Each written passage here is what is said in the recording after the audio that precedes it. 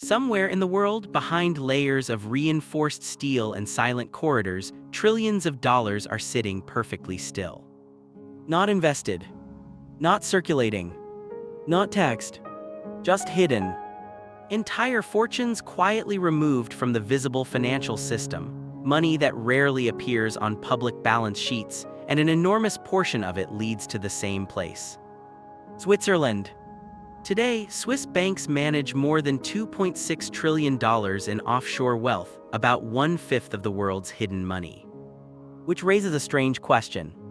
Why would the wealthiest individuals on Earth move trillions of dollars into a small, quiet country surrounded by mountains? More importantly, what do they know about the global financial system that most people do? Because right now, something about the global economy feels uneasy. Prices keep rising. Housing in many cities has become almost unreachable for younger generations. AI companies appear overnight with valuations larger than entire industries. Stock markets surge on optimism while government debt quietly climbs to historic levels. And yet, the people with the most money in the world are behaving differently. They're not just investing. They're protecting. Moving capital into jurisdictions designed for stability, discretion, and legal insulation. Private vaults, offshore structures. Swiss banks, to the average observer, this sounds like a story about secrecy. But the deeper story is about incentives, because the real driver behind hidden wealth isn't mystery. It's risk management. And Switzerland has spent more than a century perfecting the environment wealthy capital looks for when uncertainty rises. Political neutrality, legal stability, a conservative banking culture that prioritizes preservation over speculation. For generations, Swiss banks built a reputation for something most financial systems struggle to maintain: predictability. While empires collapsed, currencies devalued, and governments changed direction overnight, Switzerland stayed remarkably consistent, which is exactly what large fortunes want. Not excitement, not innovation, certainty. That's why Switzerland eventually became the world's largest offshore wealth center. Today, banks in Switzerland manage more than $10 trillion in total assets, more money than the annual economic output of most countries. And within that enormous financial ecosystem sits a powerful statistic. Around CHF 4.2 trillion, roughly $4.6 trillion belongs to foreign clients. That means a massive portion of the world's international wealth flows through Swiss financial institutions. Despite the rise of global financial hubs like Singapore and Hong Kong, Switzerland still manages roughly 20% of global cross-border private wealth. 1 out of every $5 of offshore wealth. Think about that for a moment. One small European country quietly oversees a fifth of the planet's internationally parked capital. But here's what most people misunderstand. This isn't just about taxes or secrecy. It's about confidence in the system, because money behaves differently depending on how safe people feel about the future. When confidence is strong, capital moves aggressively. It funds startups, it pours into speculative assets, it chases innovation. But when confidence weakens, even slightly, wealth starts behaving more cautiously. Capital becomes defensive, diversified, protected across multiple jurisdictions, and historically, those defensive shifts often appear before major financial disruptions. Look back at the years leading up to the 2008 financial crisis. Housing prices were booming. Credit was abundant, markets appeared stable. But beneath the surface, sophisticated investors were quietly reducing exposure to certain financial products. Risk models were tightening. Liquidity buffers were increasing. The system looked confident on the outside.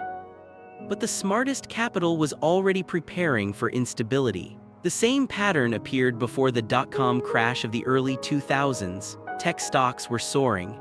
Venture capital flooded Silicon Valley. But institutional investors began gradually shifting capital towards safer assets months before the bubble finally burst. And if you go further back to the inflation shocks of the 1970s, a similar movement occurred. Confidence in currencies weakened. Capital fled toward assets and jurisdictions perceived as stable. gold surged, Swiss financial institutions saw massive inflows because the true foundation of every financial system isn't money. It's trust. Trust in governments, trust in currencies, trust in institutions. And once that trust begins to wobble, capital moves quickly to protect itself, which brings us back to Switzerland.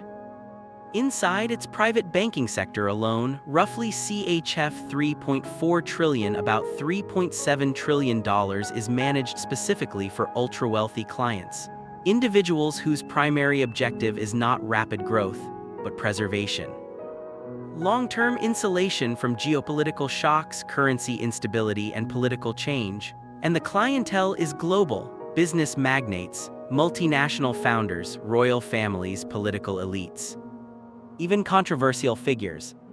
Estimates suggest Russian oligarchs alone may hold between $160 billion and $210 billion in Swiss financial institutions. That detail matters because it shows something important about global wealth flows. Switzerland doesn't just attract capital from booming economies. It attracts capital from uncertain ones, from regions facing sanctions, political instability, currency volatility. In other words, Swiss banks often become the destination for money seeking protection from geopolitical turbulence. And that tells us something about how the global financial system really operates. Not through headlines, not through political speeches, but through quiet capital movement, which raises an interesting question. If trillions of dollars are being quietly parked in jurisdictions built for stability, what exactly are those trillions preparing for? Is it simply diversification, or is it a hedge against structural risks within the global economic system? Because if you zoom out far enough, patterns start appearing. Global debt has expanded dramatically over the past 2 decades. Governments now depend heavily on borrowing to sustain spending. Central banks regularly intervene to stabilize markets when volatility increases. And asset prices from real estate to equities increasingly rely on the assumption that liquidity will always return. But sophisticated investors understand something most people overlook: liquidity is not permanent. It's conditional. It depends on interest rates. It depends on confidence. It depends on the willingness of institutions to continue supporting markets when stress appears. If those conditions shift even slightly, financial systems don't collapse instantly. They begin to stretch, credit tightens, speculative assets lose momentum, leverage becomes more dangerous, narratives start to crack. And when narratives crack, capital moves fast.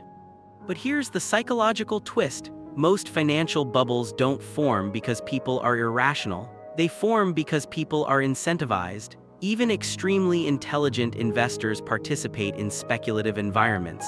They understand the risks. They see the leverage building, but exiting too early can mean missing years of gains, so they stay in the system, while quietly building protection outside of it: insurance policies, alternative jurisdictions, private banking structures, which creates a strange dual reality. On the surface, markets look optimistic, but beneath that optimism, defensive capital quietly grows. That's the role places like Switzerland play in the global financial architecture, not a conspiracy. Not a secret society, simply a financial pressure valve. A jurisdiction designed to store wealth safely while the rest of the system continues taking risks. But here's the uncomfortable question. If the most sophisticated capital in the world is constantly building these defensive structures, why does the average investor usually recognize systemic risks only after they explode? Why do bubbles feel invisible while they're expanding, yet obvious in hindsight? And more importantly, could we be living inside another one of those historical moments right now? A period where markets still appear strong, but structural pressures are quietly building underneath. Because financial systems rarely fail overnight.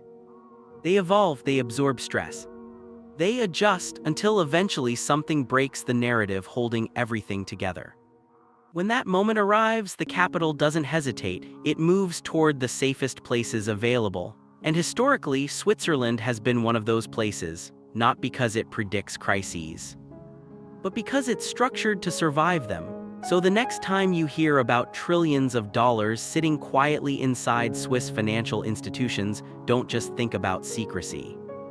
Think about incentives, think about behavior, think about what the smartest capital in the world might be preparing for, because wealth at that scale rarely sits idle without a reason.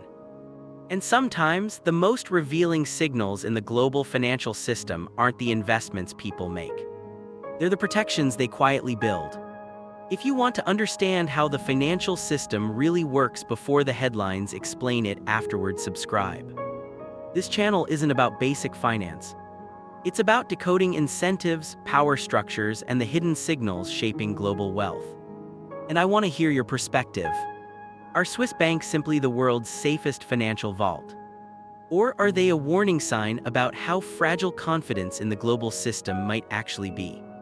Let me know in the comments.